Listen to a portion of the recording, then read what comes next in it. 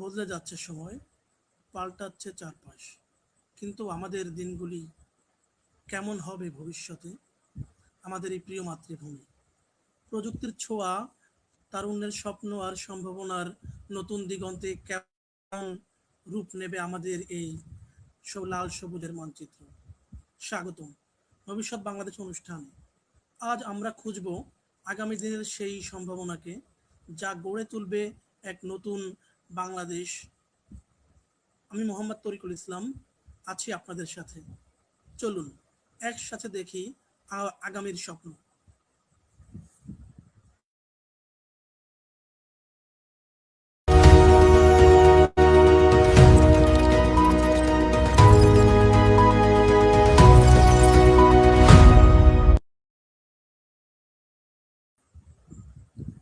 সুপ্রিয় দর্শক মণ্ডলী, আজ আমাদের আলোচনার বিষয় হলো অত্যন্ত বেদনাকাতর, স্পর্শকাতর একটি ঘটনা, রামিসা হত্যাকাণ্ড।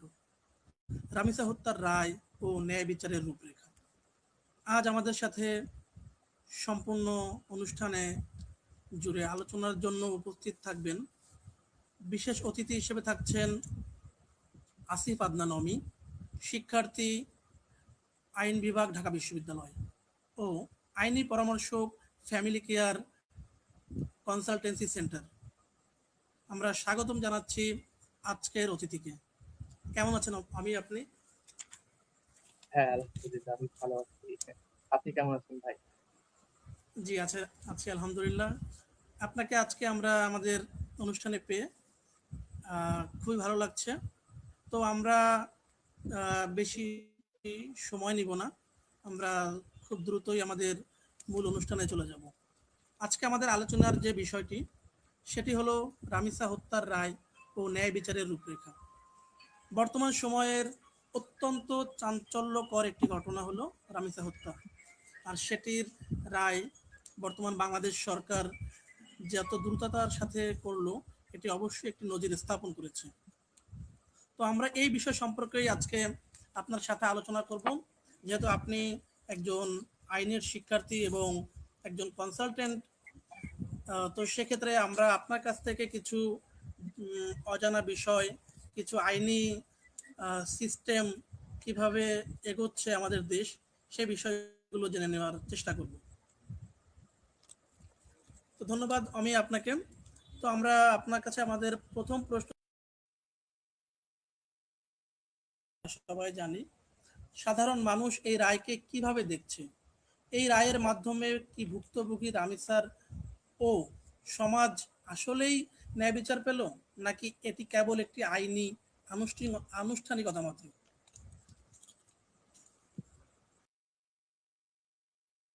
আহ, প্রশ্নটা একটু জটিল বলবো না, মানে হচ্ছে মানুষের কাছে কিংবা মানুষের জন্য হচ্ছে প্রশ্নটা উত্তর দেওয়া সবার পার্সপেক্টিভ থেকে একরকম হতে পারে, কিংবা হচ্ছে একজন আইন বিশারদ কিংবা হচ্ছে আইনের একাডেমিশিয়ানের প্রেক্ষাপট থেকে অন্যরকম হতে পারে আর কি। আহ, এই বিচার দ্রুত সময়ে হয়েছে, এটা নিয়ে হচ্ছে কোনো কথা নেই কিংবা আপত্তি নেই, কিন্তু প্রত্যেকটা বিচারেরই হচ্ছে কিছু বিচারিক প্রক্রিয়া কিংবা লিগ্যাল প্রসিডিউর থাকে। আহ সেই লিগ্যাল প্রসিডিউর যদি পরিপূর্ণ হয়, তাহলে হচ্ছে হাইকোর্ট কিংবা হচ্ছে অ্যাপিলেট ডিভিশনে যখন কেসটা যাবে, তখন হচ্ছে সেম রায়টাই হচ্ছে বহাল থাকবে আর কি। এবং হচ্ছে যেই ফাঁসিটা হয়েছে, ফাঁসির রায়টা পূর্ণাঙ্গ হবে আর কি। আনুষ্ঠানিকতার বিচার অবশ্য বলবো না, কারণ হচ্ছে আনুষ্ঠানিকতার বিচার হলে হয়তো জনগণ মব ভায়োলেন্স করেই হয়তো কাজ সেরে ফেলতো, কিংবা হচ্ছে শাস্তি কিংবা আইন নিজের হাতেই তুলে নিত। বাট সেখান থেকে যখন এটা বিচারিক প্রক্রিয়ার মাধ্যমে এগিয়েছে, এটা অবশ্যই সাধুবাদের যোগ্য। এবং হচ্ছে সরকার খুব দ্রুততম সময়ে হচ্ছে কেসটা নিষ্পত্তি করার চেষ্টা করেছে, সেটাও সাধুবাদের যোগ্য। কিন্তু এইখানে হচ্ছে কিছু কিছু জায়গায় প্রশ্ন শেষ পর্যন্ত থেকে যায় যে বিচারিক প্রক্রিয়ায় আসলে আহ কোন কোন জায়গায় আসলে আরেকটু পরিমাণ বেশি আহ তদন্ত হতে পারতো, কিংবা কোন কোন জায়গায় লিগ্যাল কিছু প্রসিডিউরকে ওভারলুক করা হয়েছে, যেটা পরবর্তীতে অ্যাপিলেট ডিভিশনে গেলে আমাদের সবার ক্ষেত্রেই কিন্তু এই কেসটা হচ্ছে অনেক সংবেদনশীল একটা কেস। তো অ্যাপিলেট ডিভিশনে গেলে যদি হচ্ছে কোর্ট অন্য একটা রায় দেয়, কিংবা হচ্ছে ফাঁসির আদেশটা স্থগিত করে চেঞ্জ করে অন্য কোনো একটা রায় দেয়, সেটা আমাদের সবার কাছেই খারাপ লাগবে আর কি। তো ইনিশিয়ালি যদি হচ্ছে কোনো না কোনো জায়গায় ঘাটতিটা থেকে যায় তাড়াহুড়া করার কারণে, সেটা অবশ্যই হচ্ছে আমাদের সবার জন্য যেমন কষ্টদায়ক, ঠিক তেমনি ভাবে আমাদের হচ্ছে বর্তমান আবেগের বশে হয়তো আমরা অনেকেই হচ্ছে খুশি হয়েছি, কিন্তু আইনজ্ঞ হিসেবে কিংবা হচ্ছে আইন অঙ্গনের মানুষ হিসেবে এটা অবশ্যই একটা ভয়ের বিষয় যে আসলেই কি প্রপার প্রসিডিউর গুলো হচ্ছে ফলো করা হয়েছে। আচ্ছা, তাহলে আমরা বুঝতে পারছি যে আরেকটু মনে হয় বিষয়টা নিয়ে গভীর আলোচনার দরকার ছিল আর কি। তো মামলাটির রায় তো বেশ দ্রুত হয়েছে, যা খুবই ইতিবাচক একটি ঘটনা বাংলাদেশে। কিন্তু জনমনে একটি বড় প্রশ্ন রয়েছে, শুধু দৃশ্যমান অপরাধীকে শাস্তি দিতে গিয়ে কি কি আমরা মূল মোটিভ বা ঘটনার যে নেপথ্যের কোনো গভীর সত্য উদ্ঘাটন অধরা রয়ে গেল কিনা, বা মূল ঘটনা এর পেছনে যে কুশলীদের বের করতে রায় দেওয়ার আগে আরও পুঙ্খানুপুঙ্খ বা অধিকতর তদন্তের প্রয়োজন ছিল কি না। চমৎকার একটা প্রশ্ন করেছেন। আহ প্রশ্নটার উত্তর দেওয়াটা একটু কঠিন, তবে হচ্ছে যতটা পারি সহজ ভাবেই হচ্ছে জিনিসটা বোঝানোর চেষ্টা করি। আহ আপনারা হচ্ছে যথাসম্ভব যারা হচ্ছে এই ট্রায়াল প্রসিডিউরটা ফলো করেছেন তারা হয়তো দেখতে পাবে যে হচ্ছে শুরুতে আহ তার আগে একটা জিনিস হচ্ছে ক্লিয়ার করা দরকার, কারণ এখানে তো অনেক মানুষ যারা হচ্ছে সাধারণ মানুষ যারা আমার কথাবার্তা শুনবে, তারা অবশ্য হয় মানে দুটা জিনিস খুবই ক্লিয়ার ভাবে বোঝা দরকার। একটা জিনিস হচ্ছে কোর্টে আমরা যেই ধরনের এভিডেন্স গুলা দেখি কিংবা হচ্ছে যে প্রমাণাদি দেখি, এই প্রমাণাদি গুলো আইনের চোখে প্রমাণযোগ্য হতে হবে। যেমন মানে হচ্ছে খুব সহজ ভাষায় বলতে গেলে, আমি একটা ঘরে ঢোকার পর দেখলাম যে হচ্ছে সেখানে একটা লাশ পড়ে আছে, এবং হচ্ছে ঘরের মধ্যে একটা মানুষ বসে আছে, কিন্তু আমি কিন্তু সেই মানুষটাকে খুন করতে দেখিনি, কিংবা হচ্ছে সেই মানুষটা যে অস্ত্র হাতে নিয়ে তাকে হচ্ছে জবাই করেছে কিংবা হচ্ছে ছুরিকাঘাত করেছে, যা করেছে সেটা আমরা হতে দেখিনি। এখন আইনের দৃষ্টিতে আইন জিজ্ঞেস করবে যে হচ্ছে সেইখানে অন্য কোনো গেটওয়ে ছিল কিনা, যে হয়তো ছাদ কেটে কিংবা গ্রিল কেটে অন্য একজন মানুষ আসার সুযোগ ছিল কিনা। এই প্রত্যেকটা জিনিসকেই হচ্ছে আইনকে প্রশ্ন করতে হবে। যখন কিনা অন্যান্য পারিপার্শ্বিক যেই হচ্ছে ইনভেস্টিগেশন, সার্কুমেস্টেন্সিয়াল এভিডেন্সেস, এইগুলার পরে এইটা রুল আউট করা যাবে যে না, অন্য কারোর আসার সুযোগ ছিল না, তখনই আমরা একমাত্র বলতে পারবো যে না, ঘরের মধ্যে যে একমাত্র ব্যক্তিটা ওখানে উপস্থিত ছিল ওই ব্যক্তিটাই খুনি। তার আগ পর্যন্ত কিন্তু আমরা বলতে পারবো না। এরকম অনেকগুলো কেস বাংলাদেশে হয়েছে, আমেরিকায় হয়েছে। আমি হচ্ছে ইউকের একটা কেসের কথা বলি, যেই কেসে হচ্ছে একজন গৃহপরিচারিকা মানে হচ্ছে মেইড আর কি, আমরা যাদেরকে কাজের বুয়া বলি, সার্ভেন্ট বলি, সেই এক মহিলা হচ্ছে তার মালিকের সাথে হচ্ছে একই বাসার মধ্যে ছিলেন। তো সকালবেলা দেখা গেল মালিকের মৃতদেহ পাওয়া গেছে, এবং ওই যে গৃহপরিচারিকা ছিলেন কিংবা কাজের বুয়া ছিলেন, তিনি হচ্ছে পাশের রুমে ঘুমিয়েছিলেন আর কি। এবং কোর্টের রায় আসলো এবং কোর্ট হচ্ছে সেই মহিলাকে ফাঁসি দেয় এবং মহিলাটি ফাঁসিতে ঝোলে আর কি। এবং রায় বাস্তবায়ন হয় 1 বছরের মধ্যেই, কারণ হচ্ছে যেই লোকটা মারা যায় সেই লোকটা হচ্ছে একজন ডিউক ছিলেন আর কি, অনেক বড় লোক এবং হচ্ছে অনেক প্রভাব প্রতিপত্তিশালী ব্যক্তি। কিন্তু তার পরবর্তীতে 4 থেকে 4.5 বছর পর হচ্ছে একজন সিরিয়াল কিলারকে হচ্ছে গ্রেপ্তার করা হয়। সিরিয়াল কিলার বলবো না, মানে হচ্ছে অনেকগুলো মাল্টিপল মার্ডার কেসের আসামি প্লাস হচ্ছে ডাকাতির আসামিকে গ্রেপ্তার করা হয়। তাকে যখন হচ্ছে ইনভেস্টিগেশন করা হয় তখন হচ্ছে সে স্বীকার করে যে এইরকম ওই একই এলাকায় সে 4টা মার্ডার করেছে এবং তার প্রত্যেকটার মার্ডার প্যাটার্ন সেম ছিল। সেটা হচ্ছে আগের কালীন বাড়ির হচ্ছে উপরের তালায় হচ্ছে একটা মানে হচ্ছে এইরকম তালা শেষ হলো, তারপর এইরকম একটা গ্যাপ, ত্রিভুজ আকারের একটা গ্যাপ, ওটাকে সেইলার বলে আর কি, কিংবা হচ্ছে আমরা যেরকম হচ্ছে বিভিন্ন নামেই ওইটাকে ঢাকি আমাদের দেশেও, ওইখানে একটা জায়গা থাকে আর কি। উনি যেই ভিকটিমকে টার্গেট করতো তার পাশের বাসায় সবসময় হচ্ছে ওই সেলারের মধ্যে গিয়ে সে লুকিয়ে থাকতো, এবং পরবর্তীতে রাত হলে ওই সেলারের যে জানালা থাকতো ওই জানালা থেকে পাশের বাসায় হচ্ছে সে মই দিয়ে কিংবা হচ্ছে দড়ি দিয়ে হেঁটে হচ্ছে ওই বাসায় গিয়ে খুন করে বিভিন্ন টাকা পয়সা স্বর্ণালংকার লুট করে দেন হচ্ছে সে আবার চলে যেত। এই কারণে হচ্ছে তার ভিতরে ঢুকারও কোনো ট্রেস থাকতো না, বাইরে ঢুকারও কোনো ট্রেস থাকতো না।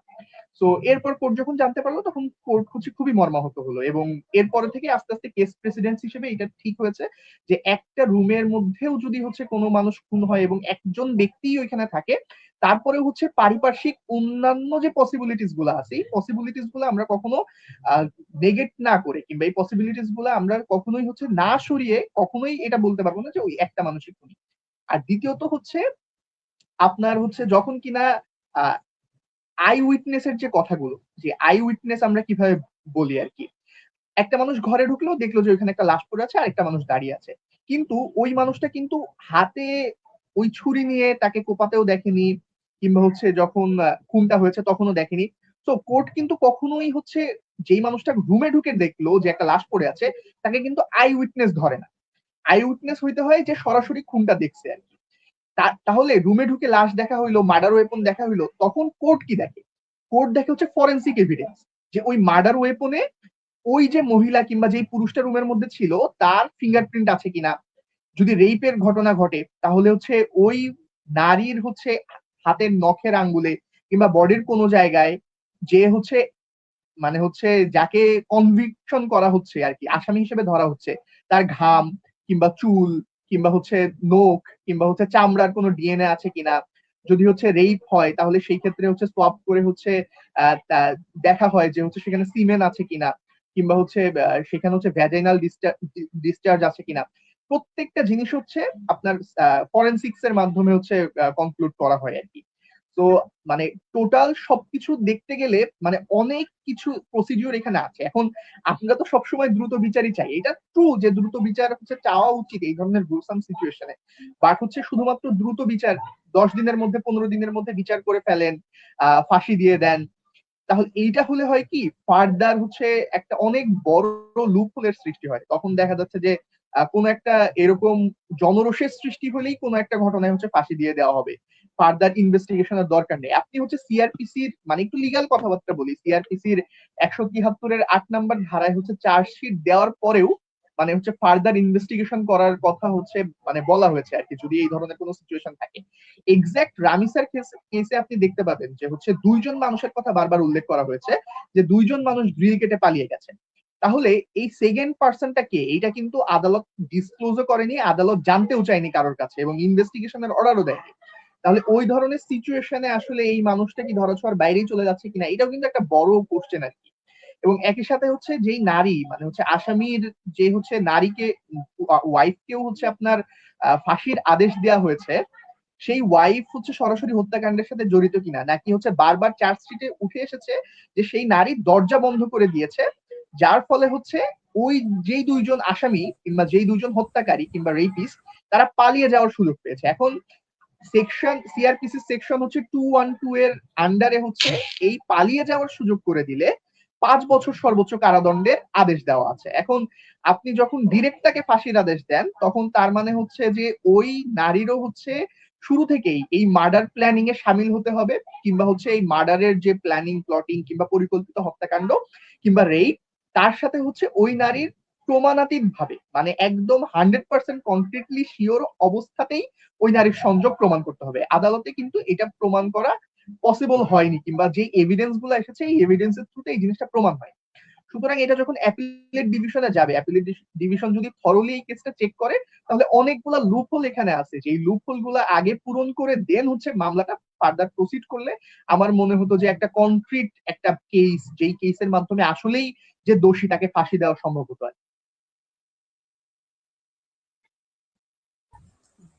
আচ্ছা, আচ্ছা, আমরা তো জানি যে এই মামলায় আসামির নিজস্ব কোনো আইনজীবী ছিল না বা সে রাখতে পারেনি, এবং রাষ্ট্র থেকে যাকে দেওয়া হয়েছিল একটা অভিযোগ আছে যে তিনি মামলাটিকে মোটেও গুরুত্ব দেননি। একজন ডিফেন্স আইনজীবীর এই দুর্বলতা বা উদাসীনতা কি আদালতের সামনে কেবল একপেশে একটি সত্য উপস্থাপনের সুযোগ করে দিল কিনা, আপনার কাছে কি মনে হয়?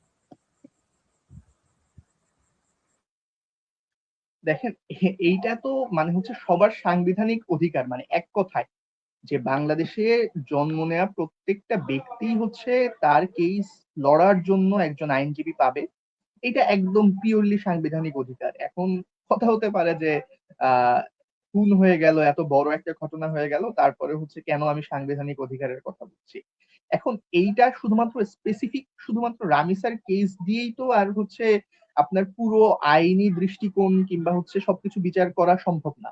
কারণ হচ্ছে রামিসার কেসের পরে কিন্তু আপনি আরো দেখবেন যে এই ধরনের কেস প্রতিনিয়ত হচ্ছে, এরপরে নারায়ণগঞ্জে হয়েছে, বিভিন্ন জায়গায় হয়েছে, চলছেই, এটা কন্টিনিউয়াস প্রসেস। তার মানে হচ্ছে ওই মোমেন্ট গুলাতে, এবং একই সাথে আপনি লক্ষ্য করবেন বিগত 5 থেকে 10 বছরের মধ্যে বাংলাদেশে অনেকগুলো হচ্ছে ফেক রেপ কেস কিংবা হচ্ছে ফেক নারী নির্যাতন কেস সহ অনেক ধরনের কেস সামনে এসেছে।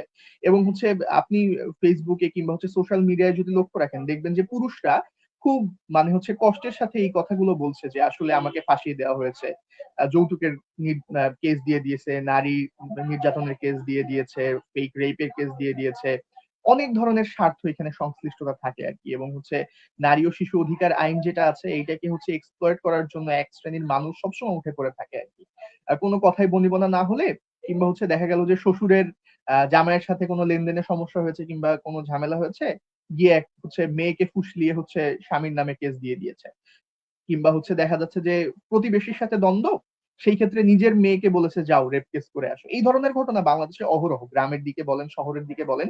তো সব মিলিয়ে আপনি চিন্তা করে দেখেন যে এই ধরনের কোন একটা সিচুয়েশন, সেই সিচুয়েশনে এবং সেই সিচুয়েশনটা অনেক ভাইরাল হয়ে গেল, তখন হচ্ছে কোনো আইনজীবী আপনার কেস নিচ্ছে না। এবং আইনজীবী বলছে যে না না আমি কোনো কেস নিব না। সরকারি যে আইনজীবী আছে সেও বলতেছে যে না আমি তো আপনার কেস নিলে সমস্যা হবে, পরে হচ্ছে এই কারণে আমি হচ্ছে আপনার কেসটা সিরিয়াসলি কিংবা ফার্দার ঠিক মতন হচ্ছে আমি এটা হ্যান্ডেল করতে পারবো না। তো হচ্ছে ওই সিচুয়েশনে যেই মানুষটাকে ফ্রেম করা হয়েছে কিংবা যেই মানুষটাকে এইভাবে মিথ্যা মামলা দিয়ে হচ্ছে আটকে দেওয়া হয়েছে, সেই মানুষটা আসলে কোথায় যাবে? সুতরাং আইন কিন্তু সার্বজনীন হতে হবে। শুধুমাত্র একটা কেসের কথা চিন্তা করলেই আসলে আইনের যে কনক্লুশন, সেই কনক্লুশনে আসা যাবে না। এটা হচ্ছে প্রথম কথা। দ্বিতীয় কথা হচ্ছে সংবিধানের 33-এর 1 অনুচ্ছেদ অনুযায়ী বাংলাদেশের সব অভিযুক্ত ব্যক্তি হচ্ছে আইনি সাহায্য পাওয়ার অধিকার রাখে। এটাই। এখন ফৌজদারির একটা মৌলিক নীতি, এটা সম্পর্কে আমি আগেও বলেছি, অডিও অল্টেরাম পার্টেম বলে আরকি এটাকে, যে আসামি পক্ষের কথাও শুনতে হবে। সে যে কথা বলে সেই কথার উপর ইনভেস্টিগেশন করে তার কথা সত্য নাকি মিথ্যা এইটা প্রমাণ হওয়ার পর বোঝা যাবে যে আসামি পক্ষ সেলফ ডিফেন্সে যে কথাগুলো বলছে এই কথাগুলো সত্য নাকি মিথ্যা। এই একটা বিষয় যেটা হচ্ছে এই ধরনের কেসের ক্ষেত্রে আমরা খুব কম দেখি আর কি। তারপর হচ্ছে এই যে যে রাষ্ট্রপক্ষের, মানে আমি হচ্ছে এই জিনিসটা নিয়ে একটু অবাকই হই যে রাষ্ট্রপক্ষের উকিল কেন হচ্ছে রাষ্ট্রই দিতে হলো। শুরুতে হচ্ছে জনরোষের মুখে পড়ে তো আইনজীবী সমিতি চায়নি কিংবা আইনজীবীরা চায়নি যে এই ধরনের কেসগুলো হাতে নিতে, খুব ভালো। দেন কি হলো, আপনার আমার ট্যাক্স মানিতেই হচ্ছে রাষ্ট্রকে বাধ্য হয়ে একজন আইনজীবী নিয়োগ করতে হলো। এটা কিন্তু আপনার আমার পকেট থেকে গেছে। এর আগে হলে কার পকেট থেকে যেত? আসামির পকেট থেকে যেত। এখন কার পকেট থেকে গেছে? আপনার আমার ট্যাক্স পেয়ারের মানি দিয়ে তারা হচ্ছে আসামির পক্ষে কেস লড়ছে। কারণ আপনাকে সিম্পলি বুঝতে হবে এটা তার সাংবিধানিক অধিকার, এখন এটা সরকার দিতে বাধ্য। প্রথম কথা হচ্ছে তাহলে শুরুতেই আসামিকে কোন একটা আইনজীবীর কাছে যাওয়া যে আমরা বন্ধ করে দিলাম, এটা কি আমাদের জন্য সুফল বয়ে আনলো? আনলো না। প্রথম কথা। দ্বিতীয় কথা হচ্ছে ওই যে আইনজীবী কিংবা হচ্ছে যেই আইনজীবী কিংবা রাষ্ট্রপক্ষের যে আইনজীবী এই ধরনের কেসটা হাতে নিয়ে মানে হচ্ছে কেসে হচ্ছে সাজা কমানোর, মানে হচ্ছে কোনো ধরনের ইয়েই দিল না, মানে হচ্ছে সাজা কমানোর কোনো ধরনেরই হচ্ছে আপিল করেনি কিংবা হচ্ছে কোনো ধরনেরই হচ্ছে চেষ্টাই করেনি।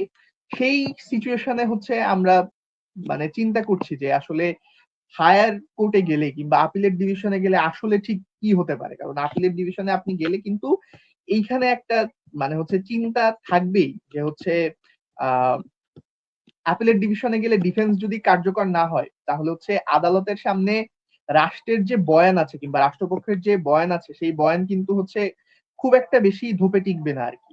সুতরাং মানে এটা একটা সমস্যাই, মানে দিন শেষে আপনার হচ্ছে হাইকোর্টে যেই সকল জায়গায় হচ্ছে লোয়ার কোর্টের আহ, রায়গুলো হচ্ছে অল্টার করা হয় কিংবা চেঞ্জ করা হয়, মডিফাই করা হয়, তার মধ্যে একটা হচ্ছে যে লোয়ার কোর্টে আইনজীবী কোন ধরনের দুর্নীতি কিংবা হচ্ছে কোন ধরনের ফাঁক করে রেখেছে কিনা। এখন তার যদি মামলার যে পিটিশন আছে এই পিটিশনে যদি সমস্যা থাকে, প্রেয়ারে যদি সমস্যা থাকে, ড্রাফটিং এ যদি সমস্যা থাকে, সেই মামলার যেই যেই জিনিস হচ্ছে আসামি কামনা করেছে চেয়েছে সেই জিনিস যদি আসামিকে প্রোভাইড করা না হয়, তাহলে সেই ক্ষেত্রে কিন্তু হচ্ছে অ্যাপিলেট ডিভিশনে একটা বড় কেস যে হচ্ছে তাহলে হচ্ছে যে লোয়ার কোর্টের যে রায়টা আছে এই রায়টা তখন ভয়েড হয়ে যাবে, মানে সেই রায়টা বাতিল হয়ে যেতে পারে। এই জন্য মানে রাষ্ট্রপক্ষ আইনজীবী দিলেও আইনজীবীর উচিত ছিল যে হচ্ছে রাষ্ট্রপক্ষের মানে হচ্ছে আহ যেই কেসটা রাষ্ট্রের হয়েই সে লড়তেছে, আইনজীবীর কিন্তু হচ্ছে আপনার অপরাধীকে বাঁচানোর কোনো তাগিদ এখানে নাই। এইখানে তার জাস্ট তার দায়িত্ব পালন করা, লিগাল প্রসিডিউর মেনটেন করার দরকার ছিল। আমার মনে হয় না যে সেই লিগাল প্রসিডিউরটাও হচ্ছে এইখানে সেইভাবে মেনটেন করা হয়েছে, কিংবা এটা হাইকোর্টে গেলেই আরো ক্লিয়ারলি আপনি বুঝতে পারবেন। কারণ হচ্ছে প্রেয়ার পিটিশন এটা তো এখন ওপেনলি হচ্ছে পাওয়া যায়নি, কিংবা হচ্ছে পাবলিকলি হচ্ছে এটা এখনো পাবলিশ হয়নি, বাট পাবলিশ হলে হয়তো এটা হচ্ছে হায়ার কোর্টে গেলে, কিংবা হচ্ছে আপনারা যারা হচ্ছে লয়ের কেসেস গুলা পড়েন কিংবা নথিপত্র গুলা পড়েন তারা দেখলেই বুঝতে পারবেন যে সেইখানে হচ্ছে কি ধরনের ফ্ল আছে। কারণ এত কম সময় হচ্ছে ড্রাফটিং পিটিশন এবং হচ্ছে যে প্রেয়ার গুলো আছে এই প্রেয়ার গুলো সামনে উপস্থাপন করা সো টাফ আর কি। আমি আশা করছি যে কোনো সমস্যা হয়নি, কিন্তু ফার্দার এই ধরনের সিচুয়েশন হলে যখন হচ্ছে রাষ্ট্রপক্ষের আইনজীবীরা কিংবা হচ্ছে যারা পিপিআই থাকে, পাবলিক প্রসিকিউটর থাকে, তারা যদি হচ্ছে এই ধরনের আইনে নিজের আসামিকে ডিফেন্ড করার জন্য সর্বোচ্চ চেষ্টা না করে, তাহলে অধিকাংশ কেসে এই ধরনের ফাঁকফোকর থেকে যায় আর কি।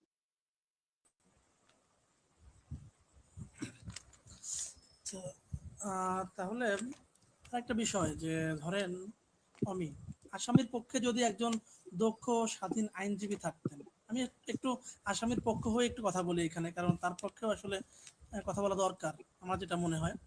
তো যদি একজন স্বাধীন আইনজীবী থাকতেন, তিনি হয়তো তদন্তকারী কর্মকর্তাকে জেরা করে বের করতে পারতেন যে এই হত্যাকাণ্ডের পেছনে অন্য কোনো কারো উস্কানি, ভয়ভীতি বা কোনো অপরাধ চক্রের হাত ছিল কিনা।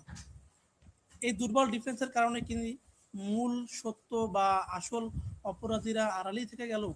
আপনার কাছে কি মনে হয়? থিওরিটিক্যালি ইয়েস, এটা হতে পারে। কারণ হচ্ছে মানে থিওরিটিক্যালি অনেক কিছুই পসিবল। এখন আসল যে ঘটনা, এই ঘটনা তো এখনো পর্যন্ত যে সত্যটা কি সেই কনক্লুশনে আসলে আমরা কেউই যেতে পারিনি। কোর্ট, আমি জানি না কোর্ট ফাঁসি দিয়েছে, অথচ এখনো পর্যন্ত এই কনক্লুশনে একজন সাধারণ মানুষও হয়তো শিওরলি বলতে পারবে না যে ওইখানে কতজন উপস্থিত ছিল কিংবা হচ্ছে কি হয়েছিল অ্যাকচুয়ালি আর কি। সব কিন্তু ঢুকার পর মানে হচ্ছে আশেপাশের মানুষ যেই কথাগুলো বলেছে, নিউজ মিডিয়ায় ওই জিনিসগুলা বারবার ফোকাস করার চেষ্টা করেছে, এবং হচ্ছে আহ, ওই আসামির স্ত্রী যেই কথাগুলো বলেছে নিউজ মিডিয়ায় ওই জিনিসগুলো ফোকাস করার চেষ্টা করেছে আর কি। এখন কে সত্য বলছে কে মিথ্যা বলছে এই জিনিসগুলো আপনি ক্রস এভিডেন্স চেক না করলে কিংবা থরো ইনভেস্টিগেশন না করলে অ্যাকচুয়ালি আসলে প্রুফ করা সম্ভব না। মানে আমরা এখানে বসে শুধুমাত্র অ্যাজিউমই করতে পারি যে না এটা হয়েছিল কিংবা এটা হইতে পারে, বাট আসলে কি হয়েছে এটা আপনার থরলি ইনভেস্টিগেট করা খুবই প্রয়োজন ছিল, প্রথম কথা। দ্বিতীয় কথা হচ্ছে খুব একজন দক্ষ যদি আইনজীবী থাকতো, সেই ক্ষেত্রে আপনার তদন্ত কর্মকর্তাকে জেরা করতে পারতো, যেটা আপনি বললেন। একই সাথে হচ্ছে তদন্তের যে অসঙ্গতি, তারপর বিকল্প যে মোটিভ গুলো আছে, তারপর হচ্ছে আপনি দেখেন যে এইখানে অনেক ধরনের ষড়যন্ত্রের সম্ভাবনা আছে, আর্থিক লেনদেনের সুযোগ আছে, কিংবা হচ্ছে যারা হচ্ছে ওইখানে গিয়ে উইটনেস তাদের হচ্ছে কথাবার্তা ঘুরে যাওয়ার সম্ভাবনা আছে, অনেক ঘটনা আছে ভিতরে। এখন এই ধরনের ঘটনায় যদি একজন ঝানু আইনজীবী কিংবা হচ্ছে ঝানু ডিফেন্স লয়ার থাকতো, সেই ক্ষেত্রে কিন্তু ওই যে সেকেন্ড পার্সন কিংবা হচ্ছে যে যে মোটিভ গুলা ফাঁকা গেছে সেই মোটিভ গুলা নিয়ে আলোচনা হতে পারতো আর কি। আমি তো একজন নর্মাল মানুষ, মানে হচ্ছে আমি টুকটাক লিগাল কনসালটেন্সি করি, বাট আমার দৃষ্টিকোণ থেকেই হচ্ছে আপনি দেখতে পাবেন যে এইখানে কিন্তু আমি একটু আগেই বলেছি যে যেই নারীকে হচ্ছে আপনার ফাঁসির আদেশ দেওয়া হয়েছে ওই নারীর কিন্তু একজন নাবালক সন্তান আছে, প্রথম কথা। দ্বিতীয় কথা হচ্ছে বাংলাদেশের আইনের অনেক কেস প্রেসিডেন্স আছে যেখানে হচ্ছে নারীর সামাজিক অবস্থা এবং হচ্ছে নারীর মানসিক অবস্থা এবং নারীর প্রিভিয়াস হিস্টোরি এই সবকিছু বিবেচনা করে নারীর অনেক সাজা অনেক ক্ষেত্রে কমিয়ে দেওয়া হয়। আপনি চিন্তা করে দেখেন ওই নারীর ক্ষেত্রে কিন্তু এই কথাগুলো বারবার এসেছে যে ওই নারীকে বাধ্য হয়ে বিকৃত যৌনাচার প্লাস হচ্ছে তাকে ফোর্স করা হতো, এই ধরনের কাজে প্রেশারাইজ করা হতো, দেন আস্তে আস্তে ওই নারী ওই জিনিসটাতে নর্মাল হয়ে যায়। এখন যখন তাকে এইভাবে ফোর্স করে করে নর্মালাইজ করা হয় তার মানে হচ্ছে ওই নারীটা নিজেই পরিস্থিতির শিকার। এখন এই ধরনের কেসে কোর্ট অবশ্যই এই জিনিসগুলোতে নজর দেয় যে ওই নারী কি পরিস্থিতি কি পারিপার্শ্বিক সিচুয়েশন থেকে এসেছে। ওই নারী ওই সিচুয়েশনে যদি ওই ঘটনার প্রতিবাদ করতো তাহলে ওই নারীরও হয়তো জান যেতে পারতো, এই জন্য ওই নারী হয়তো মানে হচ্ছে নিরুপায় হয়েই হয়তো সাহায্য করেছে। প্রত্যেকটা জিনিস কিন্তু এখানে আমলে আসতে পারতো, কিংবা ডিফেন্স লয়ার যদি খুবই ভালো হতো এই জিনিসগুলো সামনে তুলে আনতো। একই সাথে ওই নারী যে শুরু থেকেই হচ্ছে এই মামলার প্ল্যানিং এবং প্লটিং এর সাথে সামিল, এই জিনিসটাও কিন্তু প্রুভ হয়নি। আসামি কিন্তু একদম শেষ পর্যন্ত বলেছে যে তার ওয়াইফ নির্দোষ, সে এবং ডলার নামের একজন ব্যক্তি মিলে হচ্ছে এই ঘটনাটি ঘটিয়েছেন। তো মানে এখন ওই নারী সর্বোচ্চ কি ওই দরজাটা আটকে তাদের পালানোর ব্যবস্থা করে দিয়েছেন, তাহলে সেই ক্ষেত্রে ওই নারীর সর্বোচ্চ শাস্তি আইনের দৃষ্টিকোণ থেকে সিআরপিসি 212 ধারা অনুযায়ী হচ্ছে 5 বছরের সশ্রম কারাদণ্ড, এইটার বেশি না। আবার সেই ক্ষেত্রেও যদি এইটাও প্রুভ হয়ে যাইতো যে হচ্ছে না, নারী একদম শুরু থেকেই হচ্ছে প্ল্যানিং প্লটিং এর সাথে সামিল, তাও নারীর একজন নাবালক বাচ্চা প্লাস কেস প্রেসিডেন্স প্লাস পরিস্থিতি সবকিছু মিলে কোর্টের হাতে হাতে এই ক্ষমতাটাও ছিল যে মানবিক দৃষ্টিকোণ থেকে এটা দেখার। এবং এর আগেও এরকম কেস প্রেসিডেন্স আছে যে এখানে হচ্ছে নারীদের ক্ষেত্রে মানবিক দৃষ্টিকোণ থেকে সাজা কিছুটা মওকুফ করা হয়েছে। অর্থাৎ সব দিক থেকেই হচ্ছে কিছু না কিছু ফাঁক ফোকর এখানে থেকে গেছে আর কি। একই সাথে ওই যে সেকেন্ড পার্সনটার কথা, মানে রড কেটে গ্রিল কেটে দুইজন পালাতে দেখেছে, এই কথা অনেকেই বলেছে। তাহলে সেই ক্ষেত্রে ওই সেকেন্ড পার্সনটা কে, সেই সেকেন্ড পার্সন নিয়ে কোনো ইনভেস্টিগেশন হয়নি। রামিসার বাবা নিজে হচ্ছে মানে একটা ইন্টারভিউ এবং হচ্ছে কোর্টে গিয়ে বলেছে যে না, ডলার নামের কেউ হচ্ছে সংযুক্ত ছিল না, ডলার ভালো লোক, কিংবা এই ধরনের ইন্টারভিউ সে দিয়েছে। এইটাকেই ট্রাস্ট করে আসলে কোর্ট কখনো মানে এইটাকে এভিডেন্স হিসেবে ধরাটা আসলে কত যুক্তিসঙ্গত, এবং ফার্দার আপিলে গেলে এইটাকে এভিডেন্স হিসেবে ধরে ক্রস চেক না করেই কি এই কেস সামনে আগাবে কিনা, এটাই দেখার বিষয় আর কি। মানে আমার চোখে, আমি মানে হচ্ছে ক্রিমিনাল কেস নিয়ে খুব একটা মানে প্র্যাকটিস করি না আর কি, বাট আমার চোখেই কিন্তু এখানে অনেকগুলো ফ্লজ আমরা দেখতে পাচ্ছি আর কি। কিংবা হচ্ছে যারা সাধারণ নাগরিক আছেন, আপনারাও হচ্ছে যদি হচ্ছে কেসটাকে পুঙ্খানুপুঙ্খ বিশ্লেষণ করেন, আপনারাও কিন্তু এই ফ্লজ গুলা দেখতে পাবেন, যেটা একজন দক্ষ আইনজীবী এখানে থাকলে তুলে আসতো এবং সত্য ঘটনার কাছাকাছি আমরা আরো বেশি করে পৌঁছাতে পারতাম।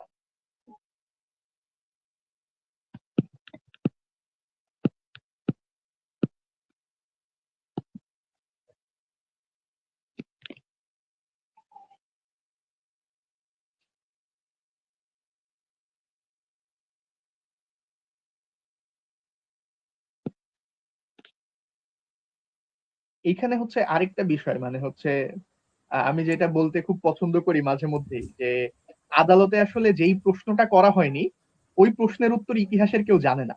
কারণ হচ্ছে ওই আদালত যেই কোশ্চেনটা হচ্ছে মিস হয়ে যায়, যেই কোশ্চেনটা হচ্ছে আইনজীবী বলতে ভুলে যায়, ওই কোশ্চেন আর পরে কেউ তোলে না। কারণ লিগাল ম্যাটারে ওই আইনজীবীর কথা কিংবা আইনজীবীর ওই জিজ্ঞাসা ইন্টারোগেশন ওইটাই লাস্ট। এরপরে কোর্ট ভার্ডিক্ট দিয়ে দেয়। ওই প্রশ্নগুলো কিন্তু সবসময় আনঅ্যান্সার্ড থেকে যায়। পরবর্তীতে চাইলেও কিন্তু এই কোশ্চেন গুলো আর সামনে আনা যাবে। আপনার আপিলের ডিভিশনে যাবে, তখন হচ্ছে এটা রিভিউ হবে, রিভিউ হয়ে যদি দেখে যে এখানে অ্যানোমেলিজ আছে কিংবা কোনো সমস্যা আছে, ফ্লজ আছে, তখন একটা নতুন রায় আসতে পারে। কিন্তু এই যে সেকেন্ড পার্সনটা কে ছিল, এই কোশ্চেনটা তো মানে হচ্ছে আইনজীবী করলো না, এই কোশ্চেন আর আপিলের ডিভিশনে যায় তোলার মতন সুযোগ খুবই কম আর কি। এজন্যই আমি বলি যে একটা কোশ্চেন যেটা আদালতে করা হয়নি ওটা কালের গহ্বরে হারিয়ে গেছে, ওইটা আর ইতিহাসের কেউ জানতে পারবে না। বুঝতে পেরেছি। আপনাদের ক্লিয়ার করার জন্য ধন্যবাদ বিষয়টা। তো আমরা যেটা বলছিলাম আর কি, যে প্রশ্নটা আপনার কাছে আমার জানার, সেটা হচ্ছে আমরা দেখতে পাই যে অনেক সময় চাঞ্চল্যকর যেসব মামলায় যে সারা বাংলাদেশেই অহরহ ঘটে, যে হত্যা বা নারী রেপ এই ধরনের যে কেসগুলো ঘটে, এইসব মামলা দেখা যায় তীব্র একটা সামাজিক চাপ, সোশ্যাল মিডিয়া বা যে রোষ তৈরি হয়, এসব কারণে দেখা যায় পুলিশ ও প্রশাসন খুব দ্রুত একটি সমাধান দেখাতে চায় আমাদেরকে আসলে। কিন্তু রামিসা মামলার ক্ষেত্রে কি এই ধরনের জনরোষ শান্ত করার কোনো রকম তাড়াহুড়ো করে চার্জশিট বা রায়ে দেওয়া হয়েছে কি না, এই ধরনের কোনো বিষয় কি আপনার বলে মনে হচ্ছে? দেখেন, জনরোষ আসলে কোন দেশে থাকে না, মানে জনরোষ তো থাকবেই। এরকম একটা গ্রোসাম সিচুয়েশন, যেই সিচুয়েশনে আসলে মানে যে কারোরই হচ্ছে রোষ আসার কথা, যে কেউই হচ্ছে তার কুলনেস কালনেস থেকে হচ্ছে বেরিয়ে এসে মানে চলে আসার কথা, রক্ত টকবক করে ফুটার কথা। এখন জনরোষের যে ডেফিনেশন আপনি একটু চিন্তা করে দেখেন, যে বাইরের যে কান্ট্রি গুলা, বাইরের কান্ট্রি গুলায় অ্যাকচুয়ালি যখন হচ্ছে জনরোষ হয় তারা কি নিয়ে কথা বলে আর কি, আর বাংলাদেশে কি নিয়ে কথা বলে। বাংলাদেশে আপনি একটা সাধারণ মানুষকে কিংবা একটা মানে হচ্ছে যে প্রোটেস্ট করছে তার কাছে গিয়ে বলবেন যে হচ্ছে তুমি এখানে কেন প্রোটেস্টের জন্য আসছো, সে বলবে আমি ফাঁসি চাই। মানে তার প্রথম ওপেনিং স্টেটমেন্টই হচ্ছে ফাঁসি চাই। ঠিক আছে, আর বাইরের দেশে এইগুলা নিয়ে হচ্ছে ইন্টেলেকচুয়াল আলাপ আলোচনা হয়। আপনার যারা প্রোটেস্ট করতেছে তাদের কাছে গেলে তারা জবাব দেয় যে না, আমরা হচ্ছে এটা তদন্ত চাই, কি হয়েছে এটা জানতে চাই, এটার ইনভেস্টিগেশন লাগবে, এটার ইনভেস্টিগেশন লাইভ দেখাইতে হবে, কোর্ট হিয়ারিং লাইভ দেখাইতে হবে, এবং কোর্ট হিয়ারিং এ কোন ট্রুথ গুলা রিভিল হচ্ছে এটা দেখাইতে হবে, ফরেন্সিক রিপোর্ট গুলা কি আসতেছে এটা দেখাইতে হবে। আপনি মানুষের কাছে গিয়ে জিজ্ঞেস করেন যে হচ্ছে রামিসা হত্যাকাণ্ডের ফরেন্সিক রিপোর্টে আসলে কি আছে, তারা কেউ বলতে পারবে না।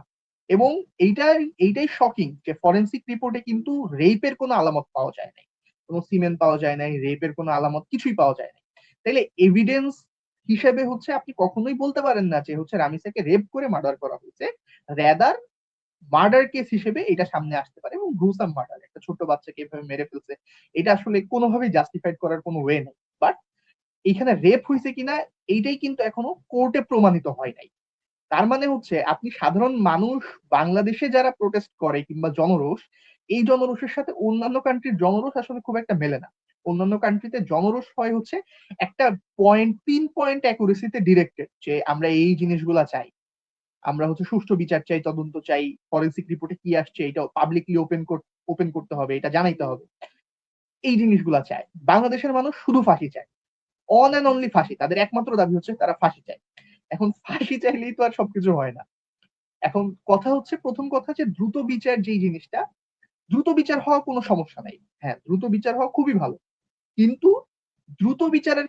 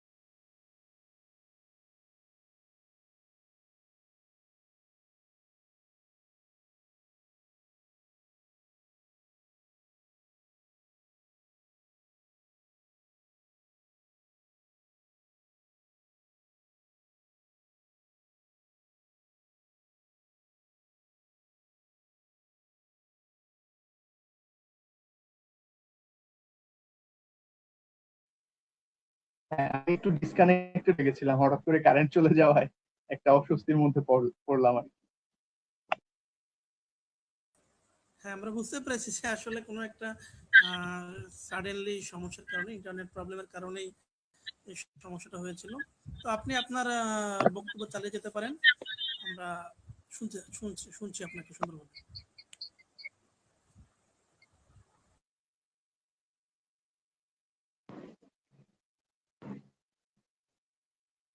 যে প্রশ্নটা একটু আরেকবার করলে সুবিধা হতো আর কি, আমি মানে হচ্ছে শুনতে পাই। না, আমরা আসলে আপনার ওই বক্তব্যটুকুই আমরা শুনতে পাচ্ছিলাম লাস্ট, যে আমরা আসলে যেটা নিয়ে আমরা আলোচনা করছিলাম, যে অনেক সময় দেখা যায় যে চাঞ্চল্যকর যে ঘটনাগুলো, যে মামলার কারণে দেখা যাচ্ছে তীব্র সামাজিক যে চাপ সৃষ্টি হয়, জনরোষ সৃষ্টি হয়। ঠিক আছে, এই রামিসার হত্যার মামলাটাও কি জনরোষের কারণে বা চাপের কারণে দ্রুত রায় দেওয়া হয়েছে কিনা, আপনি সে বিষয়ে বলছিলেন?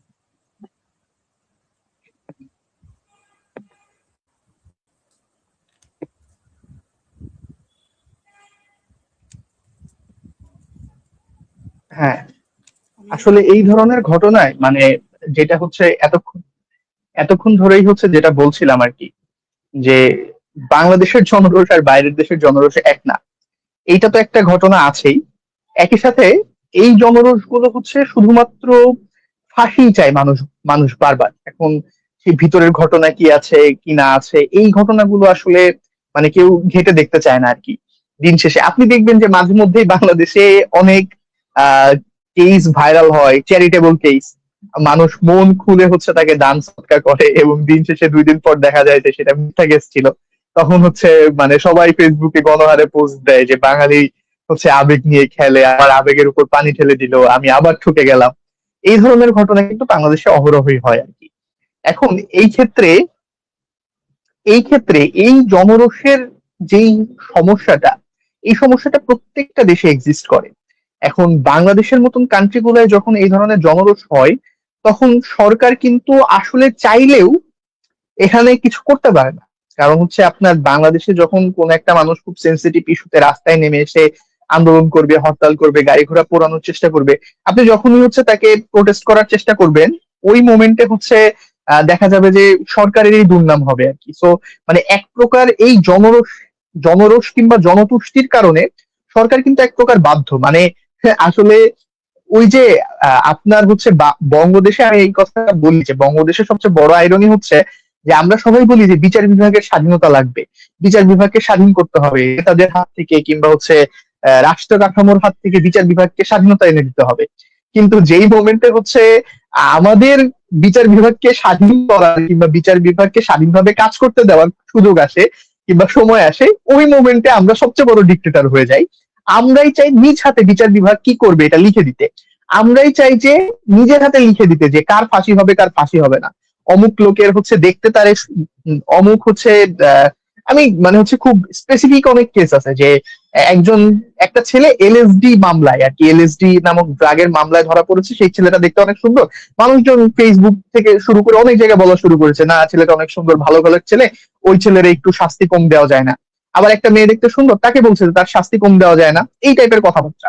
আবার দেখা যাচ্ছে যে অনেক ক্ষেত্রে একজন মোলেস্টার যে হচ্ছে একটা নারীকে মোলেস্ট করেছে রাস্তায়, সেই মোলেস্টারের পক্ষে মানুষজন হচ্ছে আহ রাস্তায় নেমে আন্দোলন করছে যে না সে তো ঠিক কথাই বলেছে। এখন কথা হচ্ছে যে আপনি রাস্তাঘাটে একটা নারীকে মোলেস্ট করবেন কিংবা একটা নারীকে হচ্ছে আটকে রেখে তাকে হচ্ছে তার কাপড় টুপুরের এগেনস্টে যে কথা বলবেন, ওই মোমেন্টে এইটা তো আসলে কোনো সভ্য মানুষ কিংবা সভ্য কালচার হইতে পারে না। ঠিক আছে, এখন ইসলামের দৃষ্টিকোণ আসলেও ইসলামের দৃষ্টিকোণ থেকে হচ্ছে রাস্তাঘাটে আপনি একজন নারীকে আটকে রেখে, সেও তো আপনার নন মাহারাম, আপনি তাকে আটকে রেখে রাস্তাঘাটে আপনি বলতে পারেন না যে আপনি এইটা করেন ওইটা করেন। তাকে তার কি করতে হবে সেইটার কথা বলবে তার বড় ভাই কিংবা তার বাবা কিংবা তার হাজবেন্ড যেই হোক না কেন। বাট আপনি একটা র্যান্ডম পার্সন হিসেবে, ইভেন ইসলামের দৃষ্টিকোণ থেকেও তো এটা জায়েজ নাই, তাহলে আপনি যত বড় মানে হচ্ছে ইসলামিস্ট হনই না কেন আপনি তো এটা করতেই পারেন না। তো ওই মোমেন্টেও কিন্তু আপনি দেখবেন যে মানুষজন মানে হচ্ছে কোর্টের সামনে এসে আন্দোলন শুরু করেছে যে না অমুককে ছেড়ে দিতে হবে, থানার সামনে মানববন্ধন হয়েছে। এই ধরনের সিচুয়েশন, অর্থাৎ আমরা আইনটাকে হচ্ছে আইনের মতন ফাংশন করতে দিতে চাই না, বিচার বিভাগকে বিচার বিভাগের মতন ফাংশন করতে দিতে চাই না। আমরা অ্যাবসোলুটলি আমাদের মনে যেটা চাই আমরা ওটা করতে চাই, এবং এটা করার জন্য সরকারকে সর্বোচ্চ পরিমাণ যত প্রেশার দেওয়া যায় আমরা ওই প্রেশারটা দেওয়ার চেষ্টা করি। এখন এই ক্ষেত্রে সমস্যা হয় যে আপনি যেই কালচারটা হচ্ছে তৈরি করার চেষ্টা করি আমরা, এই কালচারটাই আমাদের উপর ব্যাকফায়ার করে। 2 দিন পর যখন হচ্ছে আহ, এই যে মনে করেন একজন মানুষ মিস্টার ক, সে হচ্ছে আজকে একটা ব্যক্তিকে হচ্ছে ফাঁসির জন্য ইনভেস্টিগেশন ছাড়া ফাঁসি দিতে বলতেছে। ঠিক আছে, ওই মিস্টার কই যখন 2 দিন পর তার বউ তার নামে একটা যৌতুকের মিথ্যা মামলা করবে, সে কিন্তু যে আর বলবে যে না দেশে আইন আইন নাই, বিচার বিচার ব্যবস্থা নাই, একটা তদন্ত করলো না, ওই দিন রাত্রে তো আমি বাসায় ছিলাম না, কিন্তু তারপরেও কেমনে হচ্ছে আমি আমার বউরে মারলাম, এইটার তো কোনো এভিডেন্স নাই। অথচ কিন্তু তার তখন কি হবে, এই ধরনের ক্রিটিক্যাল মামলায় সে যখন ভাইরাল হয়ে যাবে কিংবা যখন হচ্ছে প্রেশার থাকবে, তখন কিন্তু কোর্ট তারই তৈরি করা হচ্ছে সিলসিলায় কিংবা তারই তৈরি করা কালচারে সে নিজে ফেসে যাবে এবং সে নিজে কিন্তু জেল হাজতে যাবে মিথ্যা মামলায়। সো এইটা কিন্তু সার্বজনীন আইনকে, আমি আগেও বলেছি আইনকে হইতে হবে সার্বজনীন। আপনার হচ্ছে শুধুমাত্র একটা কেস দিয়েই তো চিন্তা করতে পারেন না, এটা আপনার ভালো মন্দ অনেক লং টার্মে আপনাকে চিন্তা করতে হবে। এই জন্য জনরোষের কারণে এই জনতুষ্টির রায় দিতে গিয়ে যদি হচ্ছে সাধারণ মানুষ কিংবা যেই মানুষটা আজকে রাস্তায় দাঁড়ায় হচ্ছে মিছিল করেছে, ওই মানুষটাই পরের দিন ফেক একটা মিথ্যা মামলায় কিংবা ফেক রেপ কেসে যে ধরা পড়বে না, এবং তাকেও যে হচ্ছে বিনা বিচারে আইনজীবীরা তাকে সাহায্য না করেই জেলে পাঠাই দিবে, তখন আসলে কি হবে? এই প্রশ্নের জবাব কিন্তু কোনো মানুষ খুঁজতে চায় না আর কি। এটাই হচ্ছে সমস্যা।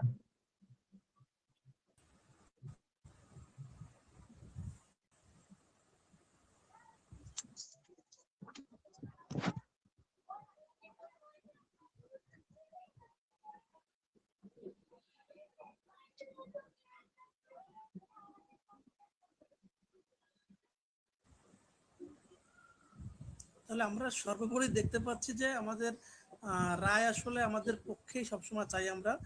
আমরা আমরা সবসময় চেষ্টা করি জনগণ নিজেদের মতো করে একটা বিচার করতে, কিন্তু আমরা আসলে যে আমাদের দেশে আদালত আছে, আইন আছে, একটা ধারা আছে, এই ধারার যে বিচার সেটা আমরা করার আগে নিজেরা একটা বিচার করে থাকি, যেটা যেটা অবশ্যই এই এই ধরনের যে সেন্সিটিভ যে ইয়েগুলো থাকে, ঘটনা থাকে, এইসবে আসলে বিচারিক প্রক্রিয়া একটা সমস্যার সৃষ্টি করে বলে আমার মনে হয়। তো আমি আজকে দেখতে পেলাম যে আমরা যে নিম্ন আদালত যে রায়টি দিয়েছে, আসলে এই আদালতে তো আসলে যে আসামি পক্ষ সে কোনো বিচারক রাখতে পারেনি। তো উচ্চ আদালতে যদি তিনি যান, উচ্চ আদালতে যদি আপিল করার সুযোগ তো অবশ্যই আমাদের বাংলাদেশের আইন অনুযায়ী আছেন এবং তিনি সেটা পারবেন।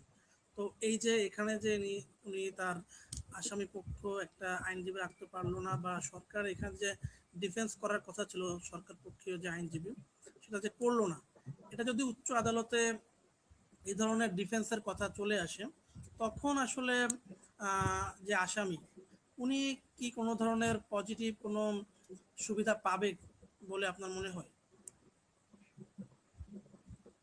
এইখানে মানে হচ্ছে উচ্চ আদালতে যদি হচ্ছে আসামির পক্ষে একজন ভালো আইনজীবী থাকে, তাহলে কিন্তু অনেকগুলো লুপহোল বের করা পসিবল আর কি। আমি এর আগেও বলেছি যে মানে হচ্ছে আই উইটনেস, মানে অ্যাবসোলুট আই উইটনেস এইখানে হচ্ছে খুবই কম, যে যারা হচ্ছে ঘটনাটা ঘটতে দেখেছে। এই একটা। এখন তার আশেপাশের যে এভিডেন্স গুলা, সেই এভিডেন্স গুলা বাদ দিয়ে দিয়ে দিয়ে দিয়ে প্রসেস অফ এলিমিনেশনের মাধ্যমে হচ্ছে শিওর হইতে হবে যে এই মার্ডারটা হচ্ছে ওই ব্যক্তিটাই করেছে এবং ওই ব্যক্তির সাথে অন্য কেউ ছিল না, কিংবা অন্য কেউ থাকলে তাকেও শাস্তির আওতায় আনতে হবে। এখন আমার মতে হচ্ছে এই কেসে যেই কয়টা ফ্ল, এই ফ্ল গুলা হচ্ছে কোশ্চেন অফ ল এর, যে প্রসিডিউর ঠিক মতন পালন হয়েছে কিনা, কিংবা হচ্ছে মানে হচ্ছে কোনো একটা জায়গায় ইনভেস্টিগেশন বাকি আছে কিনা। কোর্টে গেলে আইন অনুযায়ী হচ্ছে যেই ছেলেটার ফাঁসি হয়েছে, ধর্ষকের নামটা আমি ভুলে গেছি, ধর্ষক আমি বলতে রাজি না, কারণ মানে হচ্ছে এভিডেন্সে আসলে ধর্ষণ প্রমাণিত হয়নি, খুনি। খুনি যেই ব্যক্তিটা হচ্ছে ছিল ওইখানে, ওই ব্যক্তির রায় মানে হচ্ছে মৃত্যুদণ্ড থেকে কমার আসলে সুযোগ খুব কম। আহ কিন্তু যেই নারী ছিল আর কি, তার ওয়াইফ, তার হচ্ছে রায় কমলেও কমতে পারে। এইখানে হচ্ছে অনেকগুলা মানে হচ্ছে ফ্যাক্টর আছে আর কি, আমি যেটা একটু আগেও বলেছি আর কি। এই ফ্যাক্টর গুলা যদি হচ্ছে একজন ভালো আইনজীবী ওইখানে থাকে, ডিফেন্স অ্যাটর্নি হিসেবে, ডিফেন্স লয়ার হিসেবে, সেই জিনিসগুলো সামনে আসবে। একই সাথে হচ্ছে কিছু কিছু জায়গায় মানে হচ্ছে লিগাল লুপহোল থেকেই যায়, যে যেমন হচ্ছে অনেকে এক ধরনের মানে উইকনেস যারা ছিলেন, তারা এক ধরনের কথা লোয়ার কোর্টে বললেন। এখন সমস্যা যেটা হয়, যে লোয়ার কোর্টে এক ধরনের কথা বলার পর দেখ, এখন আমরা তো এক ধরনের কথা এক একজন বলছি, এখন যারা উইটনেস ছিল এরা মনে করেন যে আজকে ধরেন একজন উইটনেস আমাদের টকশোটা দেখলো, এখন টকশোটা দেখার পর সে চেষ্টা করলো যে আরো মোর কারেক্ট ওয়েতে কিভাবে এই জিনিসটা বলা যায় যাতে হচ্ছে ধর্ষক কিংবা ওই খুনি শাস্তিটা পায়। এখন তার কথার ধরন কিংবা হচ্ছে সে আগে যে কথা বলেছিল সেই কথার সিকোয়েন্সিং, এই জিনিসগুলো যদি অ্যাপিলেট ডিভিশনে এসে পাল্টে যায়, তখন কিন্তু তার উইকনেস হিসেবে তার ওই মূল্যটা থাকবে না, ওই উইকনেসটা কিন্তু, ওই সাক্ষীটা কিন্তু ক্যান্সেল হয়ে যাবে। এই একটা বিষয়। এবং একই সাথে অ্যাপিলেট রিভিশনের ক্ষেত্রে হচ্ছে পুলিশকে স্পেশাল ইনভেস্টিগেশনের অর্ডারও দিতে পারে আর কি। এটা মানে হচ্ছে সুপ্রিম কোর্টের হচ্ছে অলওয়েজ একটা ইনহেরেন্ট পাওয়ার থাকে, যে পাওয়ারের থ্রুতে অ্যাবসোলুট জাস্টিস আপহোল্ড করার জন্য কিংবা সত্যিকারের বিচার প্রতিষ্ঠা করার জন্য তারা মাঝে মধ্যে এই ধরনের আদেশ দিতেই পারে। তো হচ্ছে এই ক্ষেত্রে ওই ধরনের আদেশ আসলে দেন আরেকটু দীর্ঘসূত্রিতা আসবে এইখানে, মানে হচ্ছে যেটা লোয়ার কোর্টের করার কথা ছিল, এইটা আসলে লোয়ার কোর্টকে আসলে করতে দেওয়া হয়নি, এটা আপনার অ্যাপিলেট ডিভিশনকেই করতে হবে। তখন আরেকটু ইনভেস্টিগেশন হবে, সেকেন্ড পার্সন কে ছিল এটা বের করতে হবে, দেন ওই নারীর সংশ্লিষ্টতা ঠিক কতটুকু, তার অপরাধের পরিমাপ ঠিক কতটুকু, এবং একজন নাবালক সন্তান তার আছে, সেই নাবালক সন্তানকে একদম এতিম করে হচ্ছে তার বাবা মা দুইজনকেই ফাঁসি দেওয়া উচিত হবে কিনা, মানে ওই নারীটাকে অ্যাকচুয়ালি ফাঁসি দেওয়া উচিত হবে কিনা। প্রত্যেকটা জিনিস হচ্ছে কোশ্চেন অফ ফ্যাক্ট। আপনাকে হচ্ছে ফ্যাক্ট গুলা আগে অ্যানালাইসিস করে দেন হচ্ছে এখানে বের করতে হবে যে আসলে অ্যাকচুয়ালি কি ঘটেছিল, কার অপরাধের মাত্রা ঠিক কতটুকু। দেন তো মানে হচ্ছে মোদ্দা কথায় এখানে হচ্ছে যেই অপরাধী মানে পুরুষ যার ফাঁসি হয়েছে, তার হচ্ছে অপরাধ কমার সম্ভাবনা খুবই কম, মানে হচ্ছে রায় কমার সম্ভাবনা খুবই কম, কিন্তু নারীর ক্ষেত্রে পসিবিলিটিস আছে। যদি হচ্ছে সেইখানে হচ্ছে একজন ভালো অ্যাটর্নি কিংবা ভালো লয়ার হচ্ছে এই পয়েন্ট গুলা পয়েন্ট আউট করে। বাট সময় লাগবে, আপনার অ্যাপিলেট ডিভিশনে গেলে আরো সময় লাগবে, কারণ এইখানে তদন্ত প্রসিডিউর থেকে শুরু করে অনেকগুলো প্রসিডিউর হচ্ছে বাকি আছে। এই প্রসিডিউর গুলা অ্যাপিলেট ডিভিশন পূরণ করবেই আর কি, কারণ না করলে আসলে এইটার ফাঁসির এক্সিকিউশন পর্যন্ত পৌঁছানো সম্ভব হবে না আর কি। তো এই প্রসিডিউর এক্সিকিউশনে পৌঁছাইতে হবে। তার মানে কি বোঝা যাচ্ছে যে এই যে আসামি একটা আইনি সহযোগিতা নিম্ন আদালতে পেল না, এর কারণে তাহলে কি আইনি একটা জটিলতা হওয়ার সম্ভাবনা কি আমরা উচ্চ আদালতে দেখতে পাচ্ছি? এই যে হ্যাঁ, উচ্চ আদালতে জটিলতা এর হবে। কারণে আর কি। জটিলতাটা ঠিক কিরকম, যে হচ্ছে নিম্ন আদালতের যে পিটিশন গুলা, যেই হচ্ছে কেস গুলা, যে সমস্যাগুলা, এই সমস্যাগুলা আসলে হচ্ছে ওই প্রেয়ার লেখা কিংবা পিটিশন লেখা এগুলা ঠিক আছে কিনা, question of law, question of fact এগুলা ঠিক আছে কিনা, এইগুলা থরলি ইনভেস্টিগেশন মানে চেক করবে আর কি অ্যাপিলেট ডিভিশন। এখন এইগুলা যদি ঠিক থাকে তাহলে খুব একটা সমস্যা হবে না।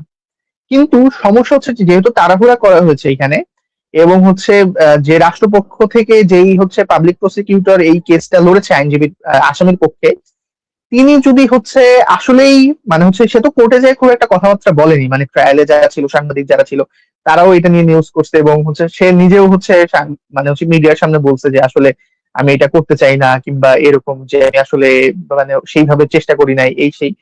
তো মানে হচ্ছে সে যেভাবে হচ্ছে প্রেজেন্টটা করেছে, পেপার ওয়ার্কেও যদি সেম জিনিস হয় তাহলে সমস্যা হবে আর কি। মানে আপনার পেপার ওয়ার্কে যদি গ্যাপ থাকে, পেপার ওয়ার্কে যদি সমস্যা থাকে, দেন হচ্ছে আপনার এই জিনিসগুলা হচ্ছে একদম ভয়েড হয়ে যাবে তখন। মানে একটা মার্ডার হয়েছে, সেই মার্ডারের পুনরায় আবার হচ্ছে কেসটা লোয়ার কোর্টে আপনার ফলো আপের জন্য আবার হচ্ছে ট্রান্সফার করে দেওয়া হইতে পারে আর কি। আচ্ছা, তাহলে আমরা বুঝতে পারছি যে এটার একটা জটিলতা কিন্তু হতে পারে।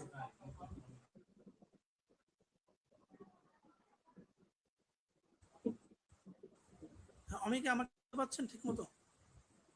জি জি, ক্লিয়ার, একদম ক্লিয়ার।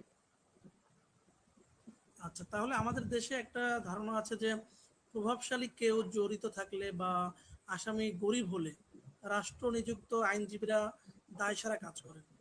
সরকারি আইনি সহায়তা বা রাষ্ট্র নিযুক্ত আইনজীবীদের এই জবাবদিহিতাহীনতা দূর করতে কি ধরনের সংস্কার প্রয়োজন বলে আপনার কাছে মনে হয়? খুবই ক্রিটিক্যাল কোশ্চেন আসলে। সংস্কার করা কিংবা হচ্ছে সংস্কার নিয়ে কথা বলার জন্য আসলে আরো এক্সপার্ট প্যানেল দরকার। বাট হচ্ছে যেটা আমার মত, সেটা হচ্ছে আপনার রাষ্ট্র যারা হচ্ছে পাবলিক প্রসিকিউটর হয়, পিপি বলে আর কি পাবলিক প্রসিকিউটরদের, আপনার খুব স্পষ্টত মানে একটা ভিতরের খবর আর কি, ভিতরের খবর না আসলে অ্যাকচুয়ালি এটা মানে হচ্ছে যারা একটু খোঁজাখুঁজি করবে সবাই জানতে পারবে। আপনার কি ধারণা, একজন মানে আপনার সাথে একটু কনভার্সেট করি, একজন পিপি কিংবা পাবলিক প্রসিকিউটর যে সরকারি আইনজীবী, সে আসলে কত টাকা পাইতে পারে মাসে, একটু বলেন তো, আপনার কি ধারণা? আমার ধারণা মেইনলি আসলে আমাদের তো বেতন কাঠামো আছে একটা, আমরা সরকারি চাকরিজীবীদের একটা বেতন কাঠামো দেখি। সেক্ষেত্রে সে হয়তো বা 1 লাখ বা 1.5 লাখ টাকা হয়তো বা সম্মানী পেতে পারে সর্বোচ্চ। হ্যাঁ, সর্বোচ্চ। কিন্তু সমস্যাটা হচ্ছে তাদের কিন্তু মাস চুক্তিতে এইভাবে টাকা দেওয়া হয় না। তাদের টাকা দেওয়া হয় একটা কেস এর রায় হয়ে গেলে সে ওই কেস বাবদ 3,000 থেকে 4,500, কখনো কখনো যদি কেসটা একটু লেন্দি হয় 5,000 এরকম টাকা পায়। এখন আপনি চিন্তা করেন যে একটা রাষ্ট্রপক্ষের আইনজীবী এক মাসে কয়টা কেসের রায় হয়। একজন ব্যক্তি মনে করেন যে আমি একসাথে 30টা কেস হ্যান্ডেল করতেছি, আমার এক মাসে শুনানি আছে 10টা, কিংবা আমার এক মাসে 30টাই শুনানি আছে, আমি 100টা কেস হ্যান্ডেল করতেছি। কিন্তু তাহলে আমার এক মাসে কয়টা কেসের রায় হবে? 10টা, সর্বোচ্চ 15টা। এখন 30 দিনে তো মানে হচ্ছে শুক্রবারও তো আছে, শুক্রবার তো শুনানি হয় না। এখন ওইটা বাদ দিয়ে যদি হচ্ছে এক মাসে 20টা কেসেরও রায় হয়, তাও কিন্তু আপনি 60 থেকে 65 হাজার টাকা কিংবা 70-80 হাজার টাকার বেশি পাচ্ছেন না। এবং এই আইনজীবী কিন্তু নর্মাল আইনজীবী না, এরা কিন্তু রাষ্ট্রপক্ষের আইনজীবী। এদের কিন্তু এক্সপিরিয়েন্স লাগে, সিনিয়র হইতে হয়। তাহলে ওই অবস্থায়, ওই সিনিয়র অবস্থায় সে যদি একজন আসামি পক্ষের মানে আইনজীবী হয় নর্মালি, তাহলে সে এক কেস বাবদ, পাঁচ শুনানি বাবদ সে টাকা পায় 25,000, 30,000, লাখ, কখনো কোনো 2 লাখ, 3 লাখ, 5 লাখ। এমনকি একটা কেস, একটা মানে হচ্ছে আসামি পক্ষের আইনজীবী হওয়ার জন্য একজন সিনিয়র লয়ার সে হচ্ছে 10 লাখ, 20 লাখ, কোটির উপর টাকা পায়। তাহলে সেই মানুষটা যখন পিপি হয় কিংবা পাবলিক প্রসিকিউটর হয়, ওই মানুষটা এক মাসে 60,000 টাকাও পায় না। তাহলে এইখানে সবাইকে পাবলিক প্রসিকিউটর হইতে চায়, এখানে একটা কথা আছে, কারণ হচ্ছে রাষ্ট্রপক্ষের থ্রুতে এইটা অনেকটা পলিটিক্যাল পোস্টের মতন। ঠিক আছে, হচ্ছে এইটা আপনি বার কাউন্সিল কিভাবে ফাংশন করবে, ওইখানে বার কাউন্সিল পলিটিক্স সবকিছু হচ্ছে এই যে পাবলিক প্রসিকিউটরের যে ঘটনা হচ্ছে, এই ধরনের সিচুয়েশন গুলাই আসলে মানে আমাদের অ্যাবসলিউটলি যে জিনিসটা করা দরকার সেটা হচ্ছে, প্রথম কথা, রাষ্ট্রপক্ষের যে পাবলিক প্রসিকিউটররা থাকবে এরাও যাতে খুব ভালো স্ট্যান্ডার্ড মানের বেতন পায় এটা অ্যাসিওর করা। কারণ হচ্ছে এই মানুষগুলো আসলে তখন মানে টাকা পয়সা এরা যেটা পায় এটা আসলে কখনোই এনা না। তার মিনিমাম সেই মানুষটা নর্মালি যদি বেসরকারি ভাবে কিংবা হচ্ছে প্রাইভেট হচ্ছে যদি করতো, তারা মাসে 10 লাখ থেকে 20 লাখ উপরে হচ্ছে ইনকাম করা তাদের জন্য কোনো ব্যাপার না। তাহলে সেই সেই কথা চিন্তা করে তাদের 1.5 থেকে 2 লাখ কিংবা 8 লাখ টাকা, এটা হচ্ছে মিনিমাম তাদেরকে একটা রেমুনারেশন দিতে হবে পার মান্থ। কেস যে করে এসে করুক তো শুনতে হবে, কারণ সে রাষ্ট্রপক্ষের আইনজীবী। 10টা শুনানি হোক, 50টা হোক, 3 তার একটা স্যালারি যেটা হচ্ছে সে মাস শেষে পাবে, এরকম একটা সিস্টেম তাকে প্রথমে করে দিতে হবে। তাইলে আর তার অন্য কোনো কষ্ট করতে হচ্ছে না, অন্য কোনো পলিটিক্স ইনভলভ করতে হচ্ছে না। বাংলাদেশে মানুষ যে পলিটিক্সে ইনভলভ হয় নেতার পিছনে ঘুরে, কারণ কি? কারণ হচ্ছে সে আসলে হচ্ছে ওই রকম কোনো ওয়ে আউট পাচ্ছে না, কিংবা সে পাওয়ার সেন্ট্রিক থাকতে চায়, তাই না? সো ওই মানুষটাকে আপনার ইকোনমিক সলভেন্সি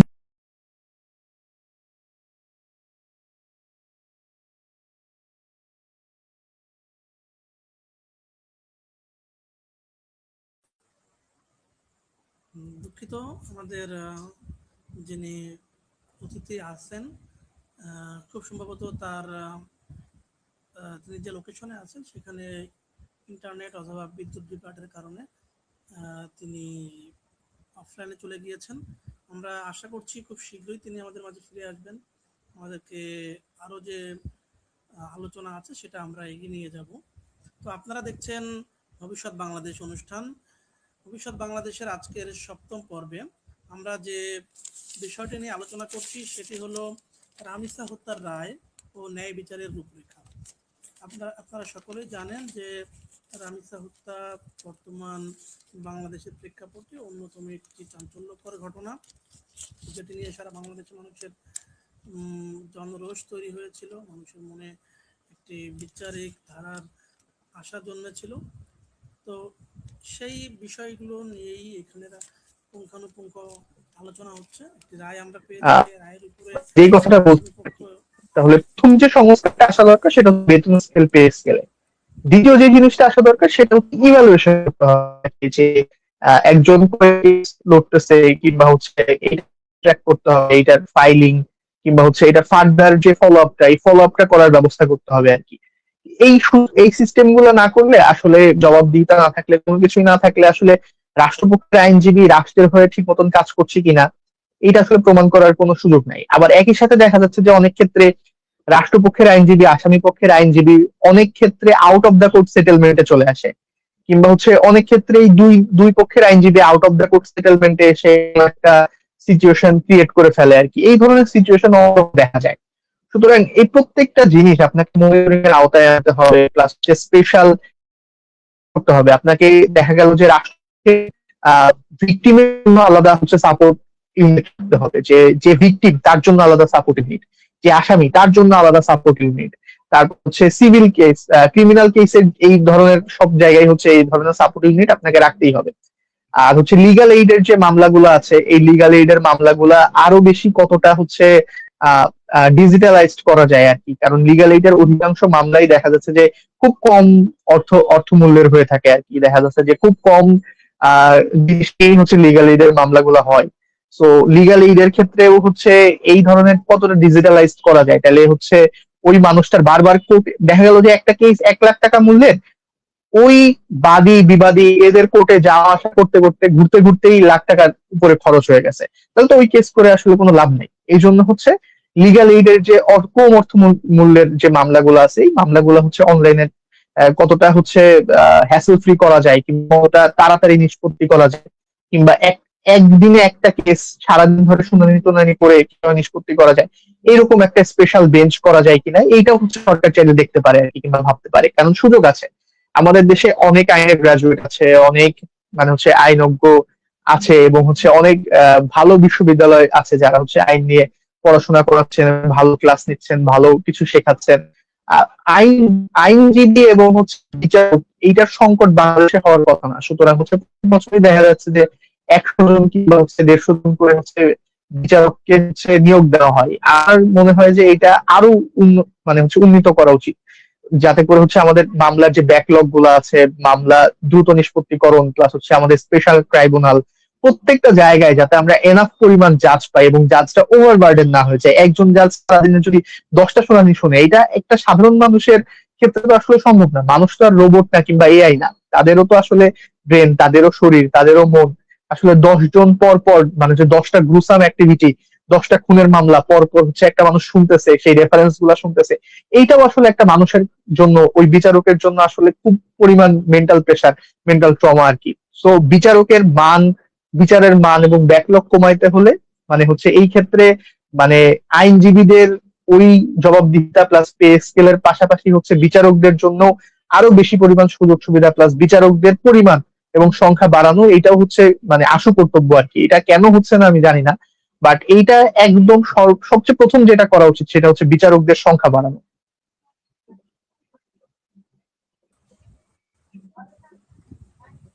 অবশ্যই আমরা চাই যে আমাদের প্রত্যেকটি আইনি প্রক্রিয়া জটিলতা থেকে সহজতর হোক এবং আরও বিচারকের সংখ্যা বাড়ুক, দ্রুত যে বিচারগুলো পেন্ডিং আছে সেগুলো সম্পন্ন হোক। তো আমরা যে ভবিষ্যৎ বাংলাদেশ অনুষ্ঠানে আমরা যে বিষয়, এমন একটি সমাজ চাই যেখানে অপরাধের শুধু দ্রুত বিচার নয়, বরং নিখুঁত তদন্ত হবে। রামিসা হত্যাকাণ্ডের মতো একটি ঘটনার পুনরাবৃত্তি রোধ করতে এবং তদন্ত সংস্থাগুলোর, যেমন পিবিআই বলি বা সিআইডি বা ডিবি, এদের পেশাদারিত্ব ও নিরপেক্ষতা বাড়াতে রাষ্ট্রকে কি ধরনের দীর্ঘমেয়াদী পদক্ষেপ নিতে হবে বলে আপনার মনে হয়?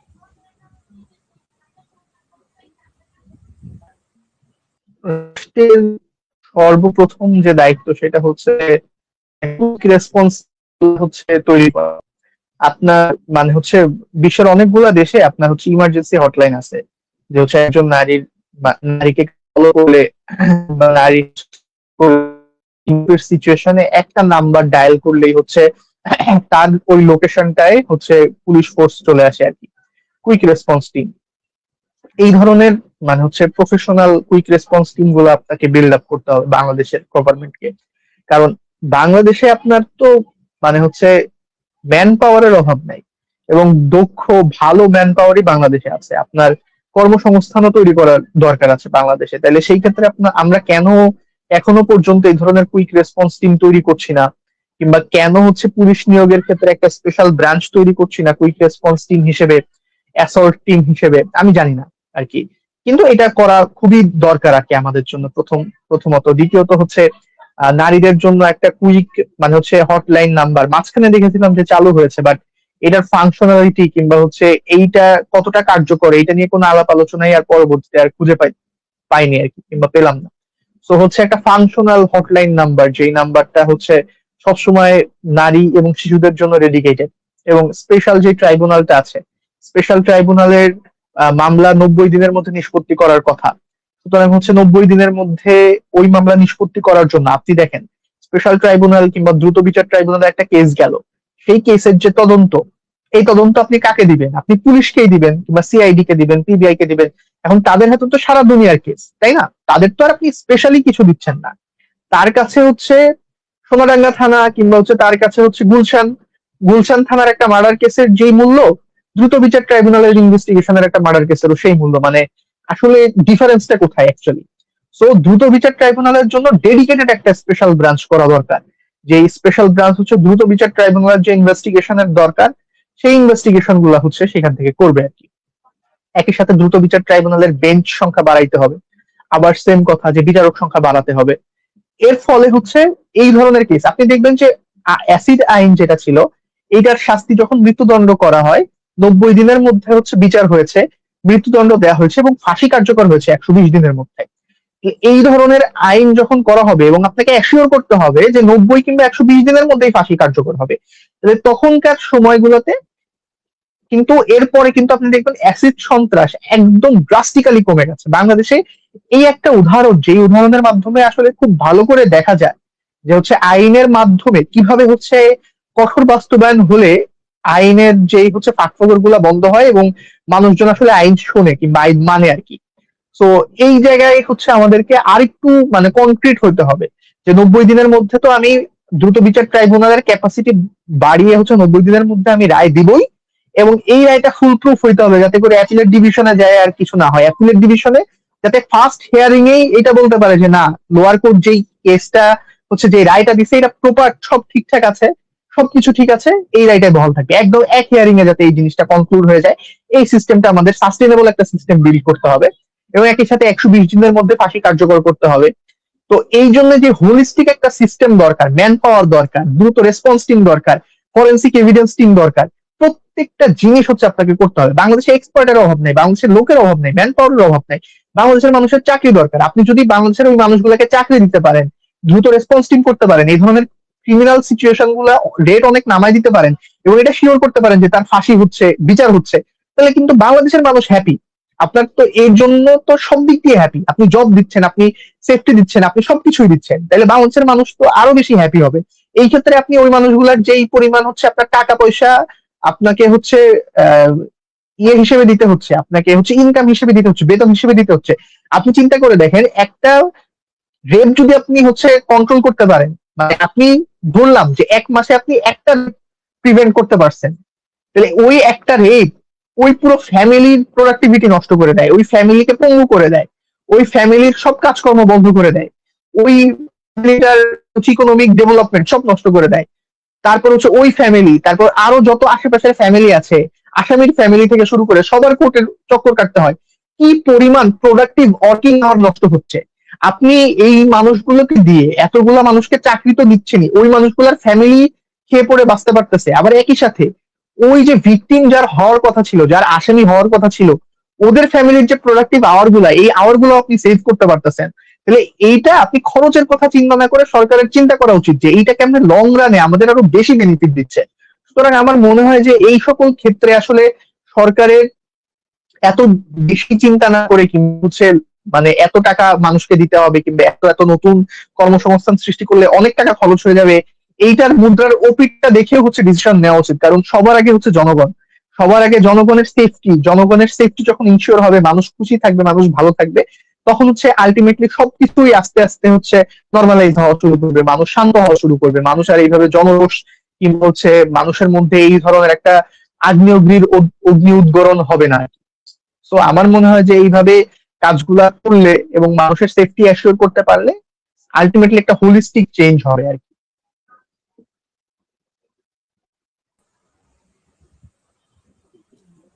অসংখ্য ধন্যবাদ অমিকে।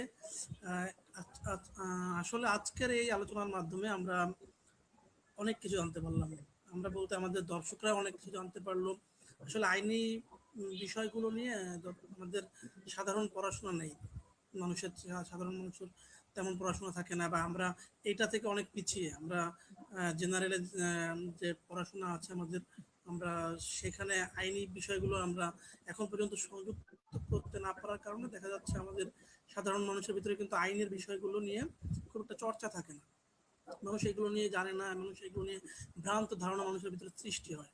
তো আজকের এই আলোচনার মাধ্যমে আমার কাছে মনে হয়েছে যে এই ধরনের বিষয়গুলোতে কিছু একটা মানুষ জানতে পারলো আজকে আলোচনার মাঝ থেকে।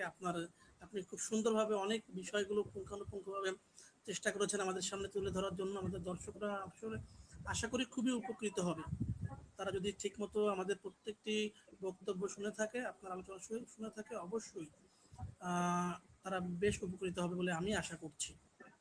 তো আজ আমাদের এই থ্যাংক প্রোগ্রাম ইউ। ভবিষ্যৎ বাংলাদেশ, এখানে আপনাকে পেয়ে আমরা আসলেই খুশি, আমরা আপনার প্রতি কৃতজ্ঞ।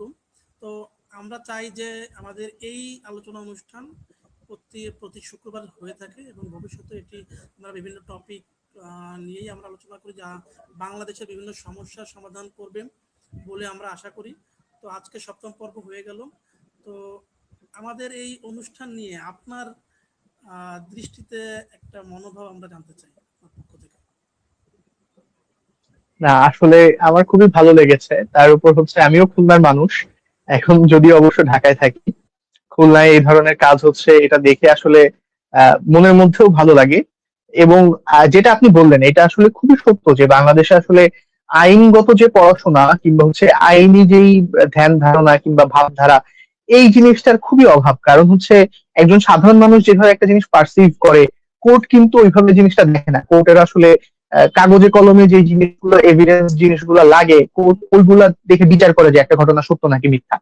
সুতরাং মানে হচ্ছে কোর্টের হিসাব মানুষের হিসাব অনেক আলাদা, এবং মানে হচ্ছে সাংবিধানিক ভাবেও অনেক বাধ্যবাধী। সুতরাং হচ্ছে মানুষদেরকে জানার বিষয়ে এই সচেতনতামূলক কার্যক্রমগুলো আসলে জারি রাখতে হবে ভবিষ্যতের জন্যও আর কি। যাতে করে আজকে যদি আমাকে 10 জন মানুষও দেখে, এই 10 জন মানুষ আসলে জানলো যে কোর্ট কি কাজ করে, সমস্যাটা কোথায় হয়েছে। কারণ রামিসা হত্যাকাণ্ডের একটা এই বিষয়টা হচ্ছে খুব সেন্সিটিভ একটা বিষয়। যে মানুষগুলা নিউজটা পড়ছে কিংবা জানছে, সে এমন জায়গা থেকে নিউজটা জানছে যেখানে হচ্ছে একটা পোর্শন অফ নিউজ জানানো হচ্ছে, যে নিউজের টিআরপিটা সবচেয়ে বেশি। সুতরাং সমস্যাটা এখানেই হচ্ছে যে মানুষটা আসলে হোলিস্টিক ট্রুথটা জানতে পারছে না, কিংবা লিগাল যেই সারাউন্ডিংসটা কিভাবে কাজ করছে কিংবা আসলেই আদালতে কি হচ্ছে এই জিনিসটা মানুষ জানতে পারছে না। আজকে যদি 10 জন মানুষও এই মানে হচ্ছে টকশোর মাধ্যমে কিংবা এই মানে হচ্ছে লাইভের মাধ্যমে জানতে পারে যে আসলে কেস গুলা কিভাবে কাজ হয়েছে, সমস্যাটা অ্যাকচুয়ালি কোথায়, কিংবা অ্যাপিলেট ডিভিশনে কি কি মানে হচ্ছে ক্রিটিক্যাল সিচুয়েশন হইতে পারে, তাহলে আমার মনে হয় যে আপনারা একদম শতভাগ সফল। এবং আমি আশা করছি যে এই প্রোগ্রামের মধ্য দিয়েই ভবিষ্যতে আরো বারবার আমি আসতে পারবো, এবং হচ্ছে লিগাল যেই ম্যাটার গুলো আছে যেগুলো আসলে মানুষকে জানানো দরকার। সামনে কিন্তু অনেক ইস্যু আছে, আপনার ইসলামী ব্যাংকের ব্যাংকিং ইস্যু আছে, এটা লিগাল ম্যাটার আছে থেকে এইটা থেকে শুরু করে প্রত্যেকটা জায়গায় যে লিগাল অ্যাফেয়ার গুলা, এই লিগাল অ্যাফেয়ার গুলা কিভাবে ওয়ার্ক করে, কি করা উচিত আমাদের, মানুষকে গাইড করতে হবে। মানুষ আসলে কোন জিনিসটা অ্যাকচুয়ালি চাইতে হয় এই জিনিসটাও মানুষ জানে না। কোন জিনিসটা নিয়ে আন্দোলন করতে হয় মানুষ এটাও জানে না। মানুষ আন্দোলন করা উচিত এক জিনিস নিয়ে, সে আন্দোলন করে আরেক জিনিস নিয়ে। মানুষের আসলে একটা সাস্টেনেবল সলিউশন দরকার, অথচ সে আন্দোলন করে একটা কুইক রেসপন্সের। এইভাবে আসলে একটা মানুষ হচ্ছে যখন আন্দোলন গুলা করে ওইটা কখনো ফলপ্রসূ হয় না, ইমিডিয়েট একটা সলিউশন আসে, বাট এটা লং রানে আসলে কখনো কিছু হয় না আর কি। সুতরাং আপনারা যে পায়োনিয়ার কিংবা হচ্ছে আপনারা যে উদ্যোগটা হাতে নিয়েছেন যে হচ্ছে মানুষজনকে, এটা খুবই ভালো। এবং আশা করছি যে সবসময় আপনারা সত্যের পক্ষে থাকবেন এবং চেষ্টা করবেন যে আসলে কয়েনের দুই সাইডই হচ্ছে দেখানো, যাতে করে হচ্ছে মানুষ বুঝতে পারে যে আসলে কোনটা সত্য কোনটা মিথ্যা। এবং আশা করছি যে আপনাদের সাথে ভবিষ্যতে আরো আড্ডা দেওয়া হবে, আরো কথা হবে, এবং মানুষকে আমি আইনত যেই জিনিস, যেই নলেজটা আছে এই নলেজটা হচ্ছে মানুষের মধ্যে আমি পৌঁছাতে পারবো আর কি। অসংখ্য ধন্যবাদ। আমি আপনাকে আপনার আশ্বাস পেয়ে আমরা আসলেই অনেক খুশি। আশা করছি ভবিষ্যৎ বাংলাদেশ অনুষ্ঠানে আপনার সাথে আমাদের আরো বারংবার দেখা হবে। আমাদের দর্শকদেরকেও আমরা আরো অনেক বিষয় সম্পর্কে অবগত করতে পারবো বলে আশা করছি। তো আজকে আমাদের সময় স্বল্পতার কারণে আজকে আমাদের এখানে শেষ করতে হবে। পরবর্তী অনুষ্ঠানে আপনাদের দেখার আমন্ত্রণ জানিয়ে আজকে শেষ করছি। আল্লাহ হাফেজ। আসসালামু আলাইকুম।